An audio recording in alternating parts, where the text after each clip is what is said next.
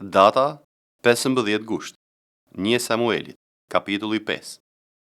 Atëherë filistejtë e morën arkën e Perëndis dhe e mbartën nga Ebenezeri në Ashdod.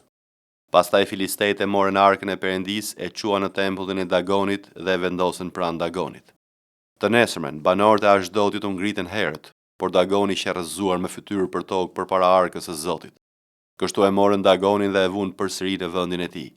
Të nesërmen u ngritën herët dhe ja Dagoni ishte rrëzuar përsëri me fytyrën për tokë përpara arkës së Zotit, kurse koka e Dagonit dhe të dy pëllëmët e duarve të tij u gjetën të prera mbi prag. Nga Dagoni kishte mbetur vetëm trungu. Prandaj deri ditën e sotme, priftrinë e Dagonit dhe tërë ata që hyjnë në tempullin e Dagonit nuk vënë këmbë mbi pragun e Dagonit në Ashdod. Pastaj dora e Zotit rëndoi mbi banorët e Ashdodit dhe i shkretoi, i goditi me hemoroide Ashdodin dhe territorin e tij. Kur banorët e Ashdodit panë që punët shkonin atë mënyrë, ata thanë: Arka e Perëndisë së Izraelit nuk duhet mbetet në mes nesh, sepse dora e tij ka qenë e rëndë me ne dhe me Dagonin, Perëndin ton. Kështu ata mblodhen pranë tyre tërë princat e filistejve dhe thanë: Çfarë duhet të bëjmë me arkën e Perëndisë së Izraelit? Princat u përgjigjen: Të mbartet arka e Perëndisë së Izraelit në Gatha. Kështu arka e Perëndisë së Izraelit u mbart aty. Por mbas mbartjes së saj, dora e Zotit u kthye kundër atij qyteti duke i shkaktuar një lemëri të madhe, dhe Zoti i goditi njerëzit e qytetit të mëdhenj të vegjël me një epidemi hemoroidesh. Atëherë arkën e Perëndisë e dërguan në Ekron. Por sapo arka e Perëndisë arriti në Ekron, banorët e Ekronit protestuan duke thënë: Kanë sjell arkën e Perëndisë të Izraelit te ne, që të vdesim ne dhe populli ynë. Kështu mblodhen tërë princat e filistejve dhe u thanë: Largojeni arkën e Perëndisë të Izraelit. Ajo të kthehet në vendin e saj që të mos shkaktoj vdekjen tonë dhe të popullit tonë. Në fakt, ishte përhapur një lemëri vdekjeprurse në të gjithë qytetin, sepse dora e Perëndisë rëndonte shumë mbi të. Ata që nuk vdisnin prekeshin nga hemoroidet dhe britmat e qytetit ngjiteshin deri në qiell. 1 Samuelit, kapitulli 6. Arka e Zotit mbeti 7 muaj në vendin e filistejve. Pastaj filistejt mblodhen priftërinë dhe shortarët dhe thanë: Ç'duhet të bëjmë me arkën e Zotit? Na tregoni mënyrën që duhet përdorim për ta kthyer përsëri në vendin e saj. Atëherë ata u përgjigjen: Në qoftë se e ktheni arkën e Perëndisë të Izraelit, mos e ktheni bosh, por dërgoni me të paktën një ofertë çdëmtimi. Atëherë do të shëroheni dhe do të mësoni pse dora e tij nuk ju ndahej. Ata pyetën: Çfarë oferte çdëmtimi do t'i dërgojmë ne? Ata u përgjigjen: 5 hemoroide ari dhe 5 minj ari sipas numrit të princave të filistejve, sepse e njëjta plag ka goditur ju dhe princat tuaj. Bëni pra disa figura të hemoroideve dhe të minjve tuaj që shkatërrojnë vendin dhe i thurin lavdë e Perëndisë të Izraelit. Ndoftë ai do të zbuz dorën e tij mbi ju, mbi perëndit tuaj dhe mbi vendin tuaj. Pse vallë ngurtësoni zemrën tuaj ashtu si egjiptasit dhe faraoni u ngurtësuan zemrën e tyre? Kur kreu gjëra të fuqishme midis tyre, nuk i lanë të shkojnë dhe kështu ata mundën të shkojnë? Bëni pra një qerrë të re, pastaj merrni 2 lopë shumështore mbi të cilat nuk është vënë kurrë zgjedha dhe i mbrihni lopët në qerrë, por i çoni viçat e tyre në stall larg tyre. Pastaj merrni arkën e Zotit dhe vendosni mbi qerrë, dhe punimet prej ari që i çoni Zotit si ofertë çdëmtimi i vini në një shport pranë saj. Dhe rinja shikoni, në rast se ngjitet nëpër rrugën që të çon në territorin e tij në Beth Shemesh, është Zoti që na ka bërë këtë të keqe të madhe. Ndryshe do të mësojmë që nuk ka qenë dora e tij që ne ka goditur, por kjo ka ndodhur rastësisht. Ata pra vepruan kështu. Morën 2 lopë shumështore, i mprehën në qerrë dhe mbyllën viçat në stall. Pastaj vendosën mbi qerrë arkën e Zotit dhe shportën me minj prej ari dhe figurat e hemoroideve. Atëherë lopët u nisën pikërisht në drejtim të Beth Shemeshit, duke ndjekur gjithnjë atë rrugë dhe duke pëllitur ndërsa po ecnin, pa u kthyer as djathtas as majtas. Princat e filistejve i ndoqën deri në kufirin e Beth Shemeshit.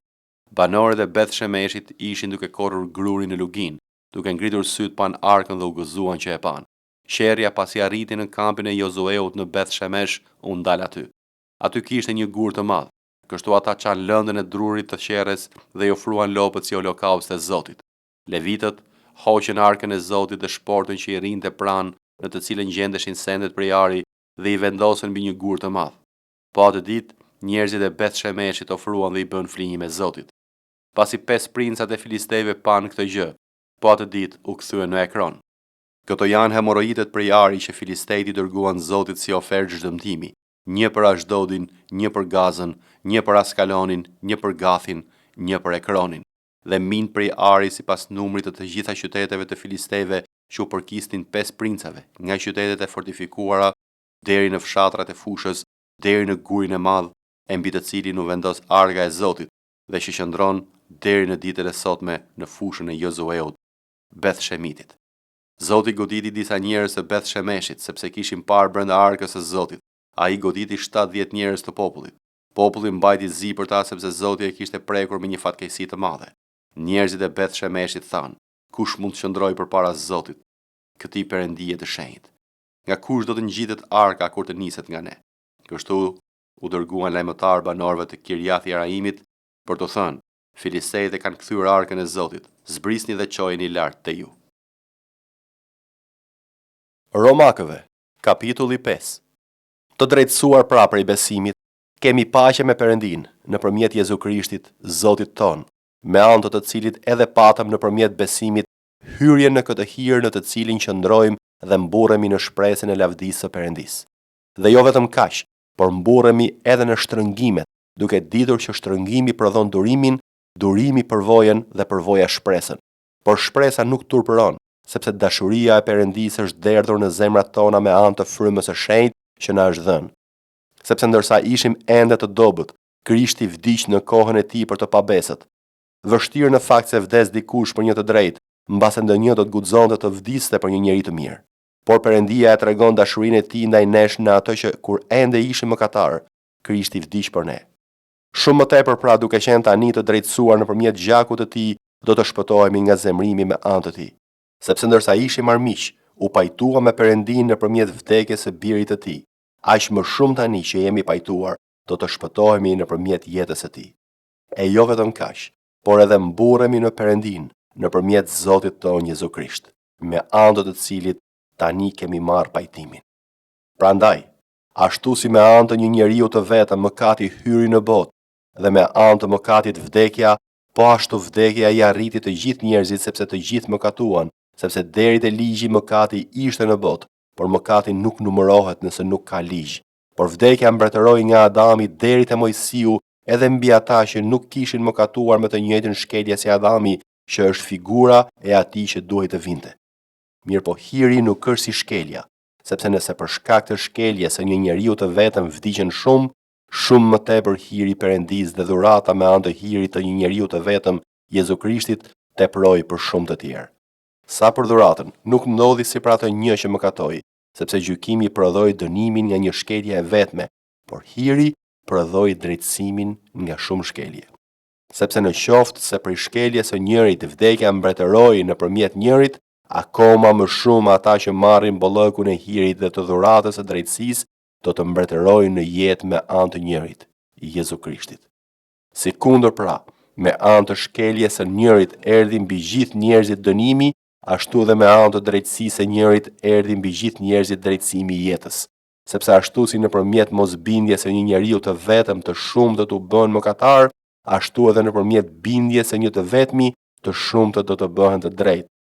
Por ligji hyri në mes që shkelja të shtohej, por aty ku mëkati është i shtuar, hiri ka përderdhur akoma më shumë.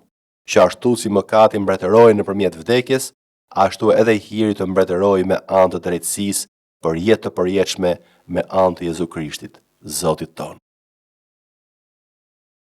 Jeremia, kapitulli 43.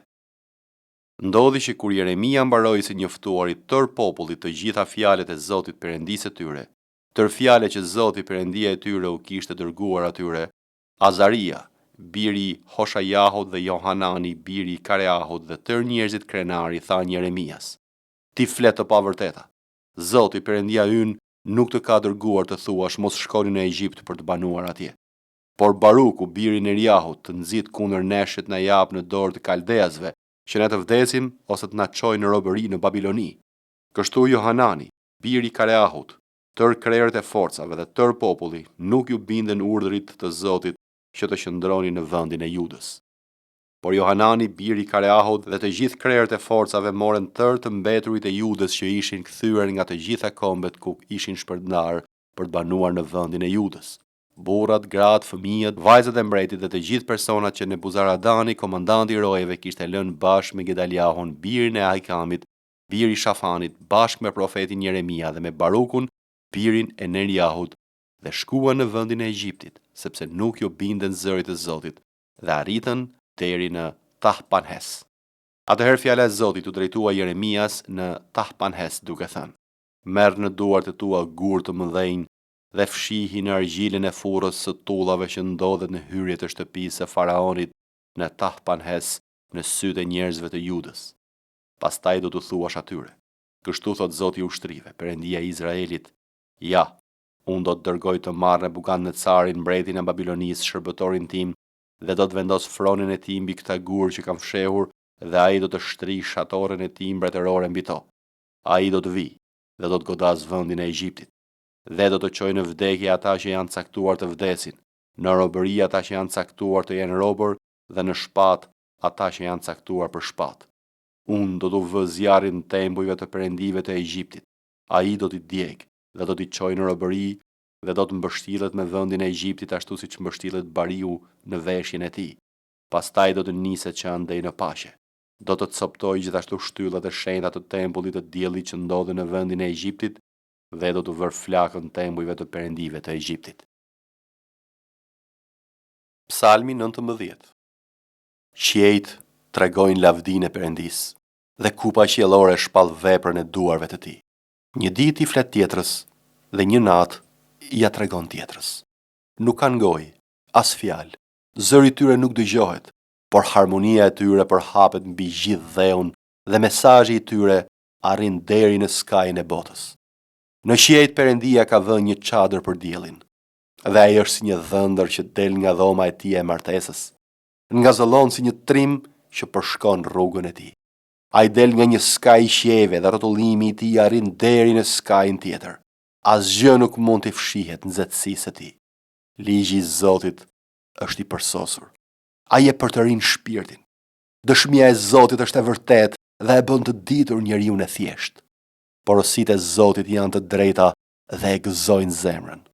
Urdhërimet e Zotit janë të pastra dhe ndriçojnë syt. Frika e Zotit është e pastër, mbetet për jetë. Gjykimet e Zotit janë të vërteta, të gjitha janë të drejta.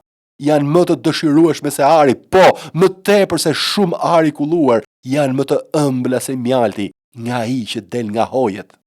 Edhe shërbëtori yt mëson prej tyre. Ka një shpërblim të madh duke i parë. Kush i njeh gabimet e tij, pastrom nga ato që nuk i shoh. Përveç kësaj ruaje shërbëtorin tënd nga mëkatet e vullnetit dhe bëj që ato të mos sundojnë mbi mua. Atëherë, unë do të jemi ndershëm dhe i pastër nga shkeljet e mëdha. U miratofshin para teje fjalët e gojës sime dhe përsijatjet e zemrës sime, o Zot, kështjella ime dhe shpengimtari im.